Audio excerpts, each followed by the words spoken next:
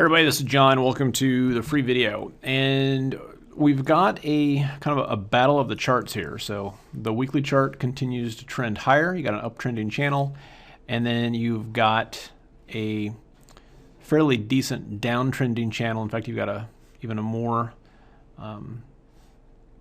violent kind of downtrending channel here happening on the Qs. And you can see today we're actually taking out that 102.07 level, which is fairly important. And the question just becomes now, is this from a weekly perspective, it's not too big of a deal, but if you're holding a trade long, are you willing to hold it all the way down, into a potential move down here? Because that could actually be a pretty nasty move. And we're seeing some of the stocks, like one of my favorite short setups from last night's premium video was Amazon to the downside. And we can see here that this is really just kind of getting started. And we could have a fairly quick move down here to 278 or so. And it's these larger stocks that are kind of unwinding here that are also going to be driving the NASDAQ. And yeah, there's going to be some stocks that are actually holding up fine. Biotech stocks today are actually holding up okay. And especially like healthcare stocks and things like that too. But a lot of the bigger stocks here are really kind of getting taken out back. They almost look like oil, okay? And oil here continues to sell off. And of course, if oil's going lower, that's also going to bring down some of the larger market cap stocks, which is also going to hurt the overall indexes, okay? Now, in terms of all the indexes today, the Russell actually held up fairly well. And in this type of market where I like to use something like when you have a weekly chart heading higher, like on the Qs, and then the daily chart heading lower, kind of like what's the best way to play that? Well, the indexes can be mixed like that. And so on something like that, what I would do kind of as a portfolio hedge, where you can sit there and say, all right, well, I'm going to buy some calls on IWM because it's holding support, but buy some puts on the Qs because it's not doing so well.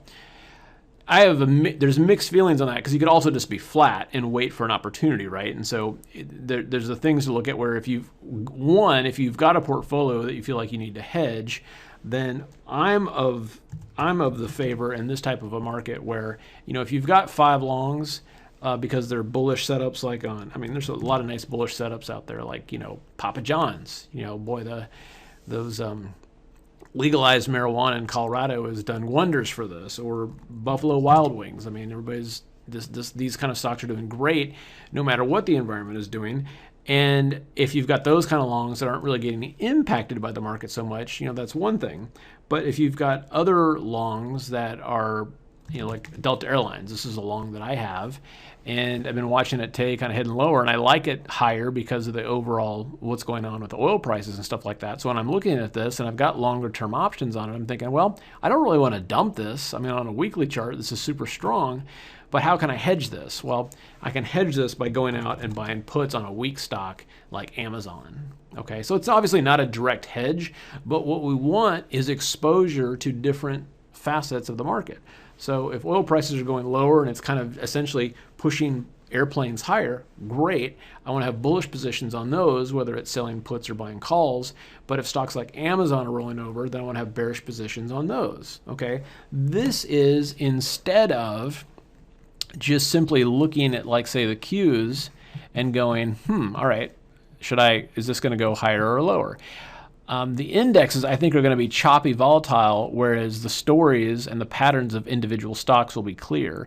And in this kind of environment where stocks could violently swing down as a whole or up as a whole, I like a scenario where I've got a handful of stocks that are acting great, even in the midst of a crappy market, but at the same time, a handful of stocks that are getting distributed no matter what's going on in the market, okay? And we've seen that with Amazon, we've seen that with GoPro, etc., that even when the markets are rallying, these stocks just can't get their act together because they're under such heavy distribution, okay? So that's going to be my watchword over most of this week, where it's having exposure on the long side to stocks that are just completely ignoring this market, meaning that they're being accumulated, they're trading above their 8-period moving averages, and they're not really showing signs of wear and tear, and at the same time having exposure to the downside on stocks that are getting heavily distributed, and then leaving the indexes alone and letting them chop around. All right, got a lot to cover on the premium video. We'll get started on that. You guys have a great night, and we'll see you at the next update. All right, and so I just had mentioned Carolyn's work. If you're not familiar with it or you want to get a little bit more up to speed on it, she is going to be holding a quick 2-hour class Wednesday, which is in 2 days, January 14th from 7 to 9 East Coast time. FibonacciQueen.com/price analysis. Okay, so that's the link. And what she's going to be talking about is how to identify Fibonacci support and resistance zones on multiple time frames in stocks and ETFs.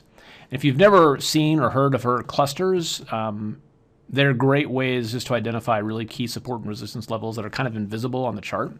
The secret to identifying patterns in the highly traded stocks and ETFs, she has a really great, powerful 2-step pattern. It looks like when the stock's about to collapse and then suddenly it just bottoms out and rallies.